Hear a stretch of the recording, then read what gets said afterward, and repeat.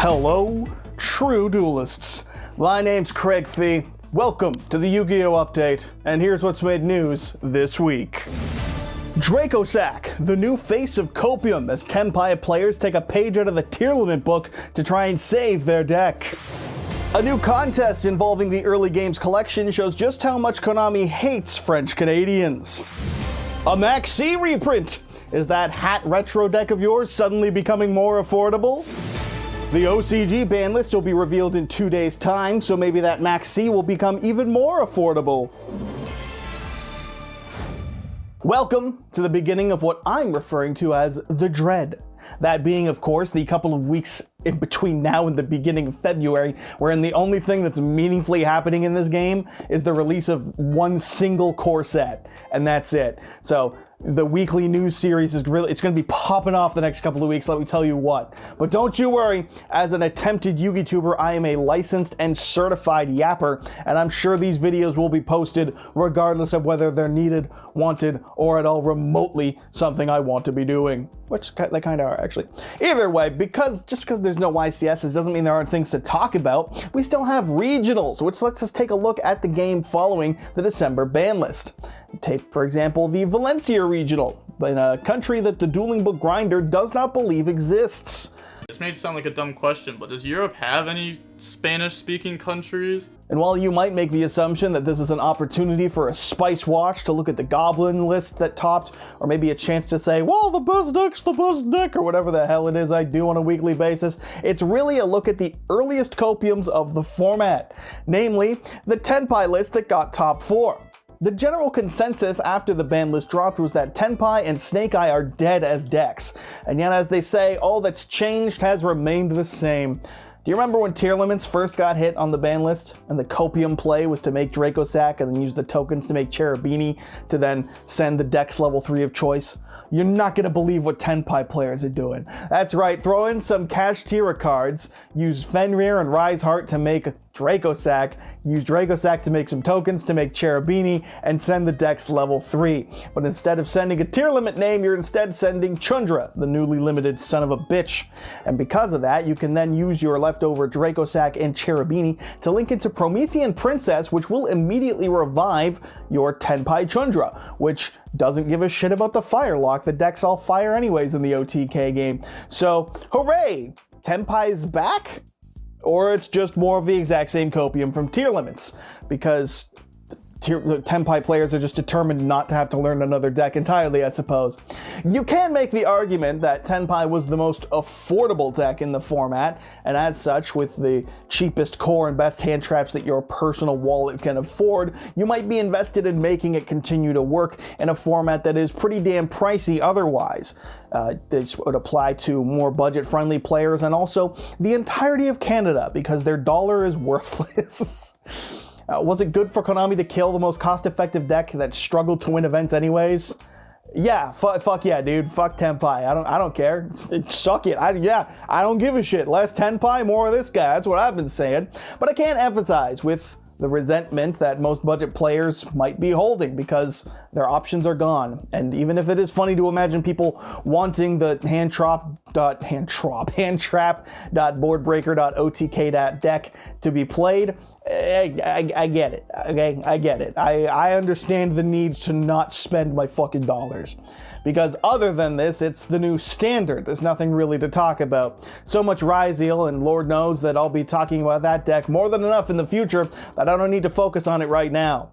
Okay, remind me, and maybe I'll make a montage of how many times I say Ryzeal over the course of 2025, because I bet you it's a lot. But so long as I don't have to talk about Ryzeal Detonator or Dreadenoter or Dead Namer or fucking whatever this stupid card's name is, okay? We're talking about the goddamn Robo Bitch. Talking about the straight up Mega okay, can't actually put that one in, okay? 2016 was a bit of a different time.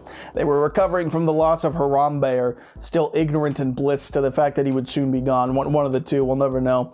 And so that really wraps up this segment, because I need to spread out these next few weeks as best as I can, don't I? So we can go over the death of Snake Eye next week, and then we'll pretend that it's actually because I waited for there to be more results to draw a more conclusive and appropriate, conclusion. In other words, that makes sense. Either way, Snake Eye's dead. How's that for a Christmas miracle? In some old news told this week, the full list of games available in the Early Days collection has been published by the Retro Games Twitter account, showing all 14 games coming in the game. And I've now said the word game so many times, I'm not convinced I didn't have a stroke either while writing that out or, of course, while reading it. I should probably edit my scripts. Oops. This is, of course, Konami doing the one thing Nintendo refuses to do, and that's provide you with a reasonable way to play old games. Because if you're a fan of Nintendo, you know they don't like you doing that. Your options to play an old Nintendo game, like maybe Diamond, Pearl, or Platinum, well, you can either already own it, which you probably don't if you're looking to play it, in which case you can get bent over backwards on the secondary market, learn how little Nintendo values your dollar by paying to experience Brilliant Diamond and Shining Holy Fuck they charged money for this abomination, or you can meet the same fate Brian Thompson did, being gunned down in the streets of New York by a man named Luigi for having the audacity to illegally play an unethically obtained copy of Mother 3. And that's definitely the reason that man's dead, no other possible conclusions. The point is, there's a way to play old games in a modern setting, which is at least decent in some capacity, like the printing of Foolos and Stampede, or having Jerome involved with the company, because he's a pretty cool guy. On the topic of the collection, though, there is a contest of sorts from the Retro Games Twitter account that is to win a plush Time Wizard and or golden card. I'm forgetting if it was both or one. Either way, this is only for Americans and Canadians except for the Quebecois, because there's no one on Earth that likes or values French Canadians.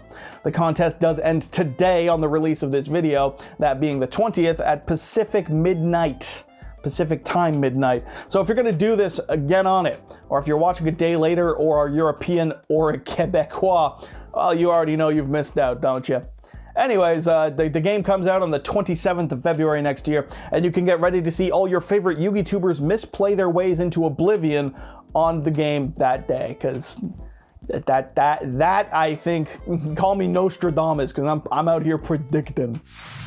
Great news for retro players, Maxx is now affordable following its reprint in the Speed Duel Battle City Finals. With this reprint, this illegal to play in the current format card is now at the reasonable $15, fucking hell dude, $45 for the playset. Still a little bit pricey, isn't it?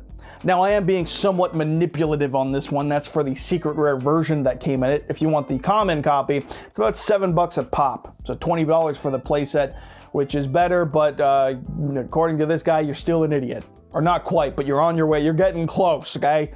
Maybe not an idiot, but you're definitely a fool. So buy at your own risk.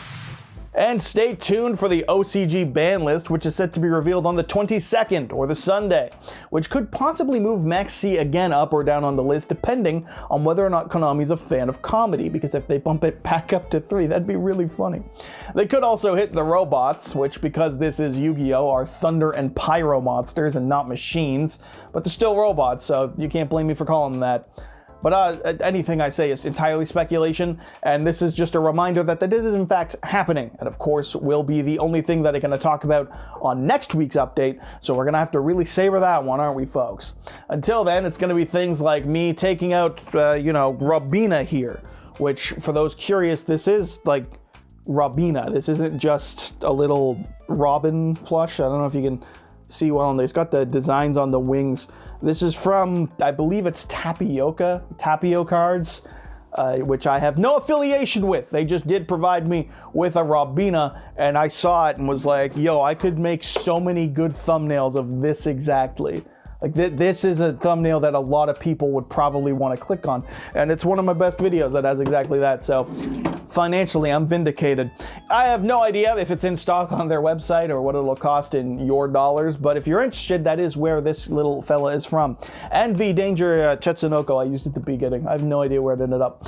But yeah, there you go. That's the most informative fucking thing I told you this week, and it's where to get a goddamned bird that I hate, because everyone knows birds are the fucking devil. And so that's it. Let's wrap this sucker up.